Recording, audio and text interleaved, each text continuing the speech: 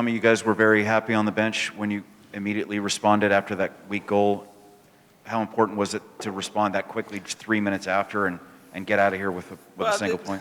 It was great because this team has character, and we seem to find a way to put ourselves in trouble and get out of it. I'd have a lot less grey hairs if we flipped it and we started like that and actually took the first goal, because it just gives us that extra mountain to climb. And these guys are going through the grind. They're on the back end of a 7-game stretch, and now being at home, I was just reading through the data. It was the only shot Edmonton had on target, and we conceded. So in the first half, but yeah, it was great to respond. Should have scored more. We didn't, yeah, we have to take the point and protect the undefeated record against Edmonton. That's a positive. How important is it and enjoyable that you're not going to be on an airplane for a few weeks, knowing that this is a part of a 6-game homestand, right when the standings are the most important time of the year? It was great. I just passed the WestJet CEO Ed Sims on the walk up here, and I had to thank him for making the WestJet Lounge so accommodating, because I think we've spent more time in the WestJet Lounge than I have in my own. That's just the nature of the schedule we're at. It's been a grind. No complaints. It is what it is. We've just got to keep looking for that silver lining. Like I said, we took a point. We wanted all 3. Didn't do enough to get all 3. So we're going to try and protect this undefeated home league record as best we can, and that's the positive from today. How impressed were you with their netminder especially in the first 20 minutes? He looked very, very good. Do you know what? The young kid did smash him, didn't he? And look, that's what this league's about. Is Jan Earth, you just spoke to Mo Farsi. Mo Farsi was playing locally in PLSQ in Montreal, and now he's one of the league brightest stars. And and the young lad for their keeper and some of their others that scored their first goal did well, and that's what this league's about. Opportunity. Todd Saloff, Post Media, Coach. You've been asked this a billion times. Do you worry about your offense when you have so much domination and can't come away with 3 points? Yeah, look, the boys are giving everything they got, so that I can't complain with. But it's clear that Joe Mason is a difference maker. With Joe Mason in the team, we win that game. And Joe Mason in the last year, we win that game. He's just one that, he's like all clinical strikers, right place at right time.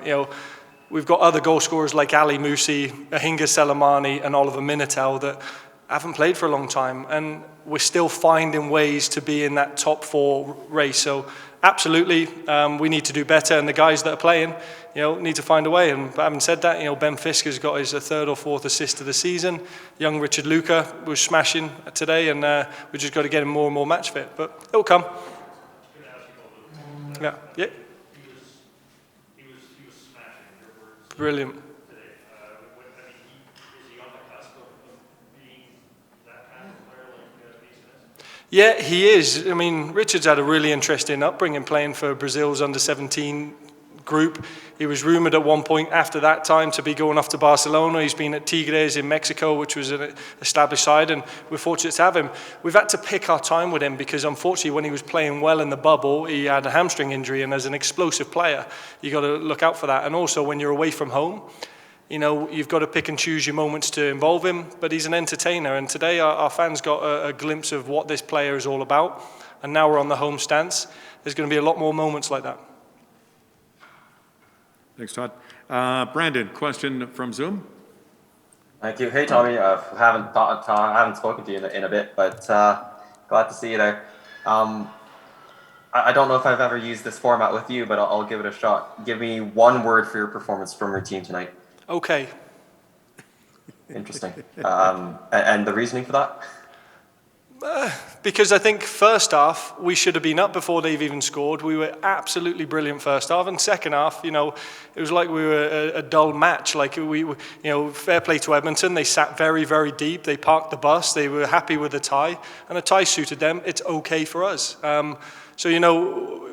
We put on some what we call our game changers, because I firmly believe that the substitutes now are what you need to spark your team into life. And, the lads that came on, yeah, they were okay. And the lads that, were starting to fatigue a little bit because they've been playing a lot of minutes, didn't have it in them to just get that last final quality. And, yeah, like I said, I just summarise and go, it was okay. We can do better. Appreciate it. Thanks, Tommy, and good luck with the rest of your homestand there. Thanks, Brand. Matthias, floor is yours. Thank you. Hi, Tommy. I want to ask you, well, you will be playing in Calgary a lot of games in the near future. So I want to ask you if you are thinking about the final position in the table, or just to be in the top 4 is okay for you? Yeah, I think what I've learned previous history in running the table and other history in the knockouts, the placement is great. You know, the question is, on a cold night in Calgary, will our grass hold up to be able to host anyway? So for us right now is we've just got to get, you know, Joe Mason fit, you know, Ali Musi, Oliver Minatel, Richard Luca, so that we can share the workload with the rest of the players. And, you know, we'll keep taking points. We won't get too high on the wins. We won't get too low on the ties, and just keep moving forward. All I've got now focused is, right, what do we do in preparation for York game on Thursday? Thank you, Tommy. Good luck. Thanks, Matthias. Matthias, thank you. And it looks like we've got one more question from the floor. Dave? Thank you. Tommy, I've never seen a shadow style like we did on the supporters side. Was that something you guys tried to push in the first 10, 15 minutes? Because their goalie seemed confused by the sunlight and the shadow, and you guys almost pocketed a couple more. That's a weird area where the sun was for those first few minutes. Add to that the smoke.